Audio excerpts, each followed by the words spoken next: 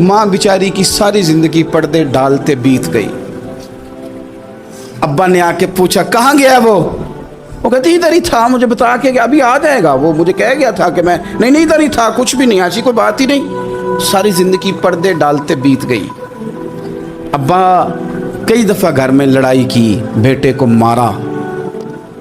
अम्मा ने आगे बढ़ के पुत्र के हिस्से की मार भी खाई, लेकिन उसी बेटे की शादी कर दी तो अम्मा को पता चला कि ओहो मैं तो समझदार ही नहीं थी, मेरा तो पुत्र मुझे कह रहा है अम्मा तू भी तो कभी सियानी हो जाया करना। अगर वो बोलती है तो तू ही चुप कर जा, तो फिर उसे एहसास होता है कि ओहो मैं तो सारी ज़िंदगी बेवकूफ़ रही, मैं तेरा दिफा करती रही, तेरे हिस्से के थप्पड़ खाती रही, और मुझे आज तूने बताया कि तू सियानी नहीं थी, आज तूने बताया कि तू अक्लमंदी नहीं थी। अम्मा तुझे क्या पता, मेरी बीवी के सामने तू ही सियानी हो जा। वो टूट जाती है, बिखर जाती है।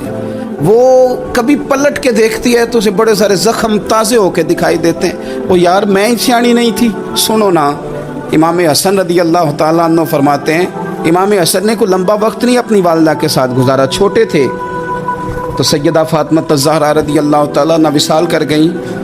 पर शेर खुदा के पुत्र की बात देखें, इमाम हसन कहते हैं लोगों मैं जब थोड़ा सा बाशऊर हुआ और मुझे चीज़ें थोड़ी सी दिखाई देने लगी तो मैंने कभी अपनी अम्मा के साथ एक प्लेट में खाना नहीं खाया था। हुजूर सारी दुनिया खाती है तो आपने क्यों नहीं खाया? तो फरमाते डर लगता था कि कहीं ऐसा ना हो कि जिस लुकमे की तरफ मेरी माँ अपना हाथ बढ़ाए कहीं मैं ना उठा लूँ, बेअदबी ना हो जाए। डर लगता था। मैंने यहाँ तक भी ना, क्योंकि माँ तो माँ होती है, मैंने यहाँ तक भी माँ का एहतराम किया, रोटी खाने में भी तकदीर नहीं की। यहाँ माँ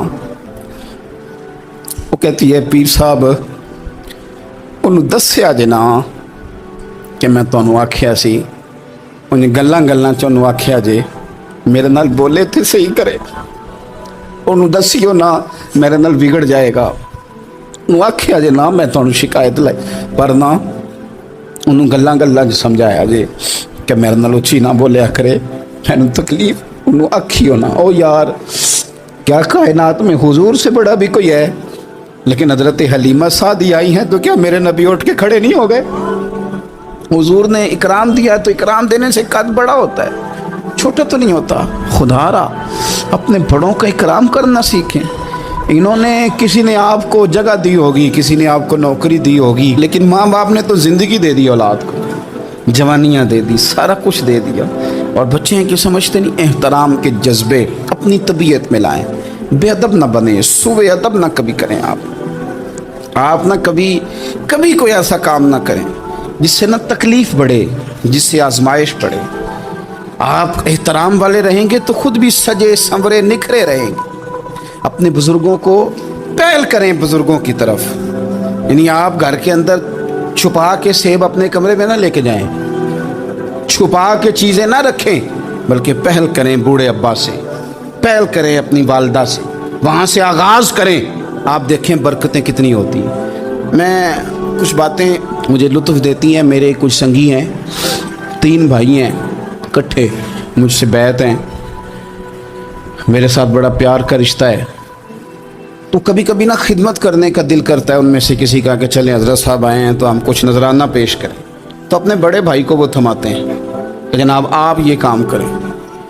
अल्लाह ताला का शुक्र है मेरी जेब कम ही खाली रहती है, उसका फजल रहता है, लेकिन वो पैसे लेने से ज़्यादा या तोहफ़ा लेने से ज़्यादा या फूल पकड़ने से ज़्यादा इस बात की मुझे खुशी होती है कि कितने निराले हैं। बड़े को आगे लगाते हैं तो बरकत तो हासिल करते हैं, इसलिए कि बरकतें हमेशा बड़ों से होती हैं, बड़ों से हमेशा बरकतें। ये फूल का तोहफ़ा बड़े भाई को दे के जब आगे किया जाता है तो मेरे दिल को अच्छा लगता है, मुझे करार आता है कि यार ये लहजा ठीक है, ये अंदाज़ ये ठीक है। अपने बड़ों को आगे रखें, बड़ों को कलाम करने का मौका पहले दें।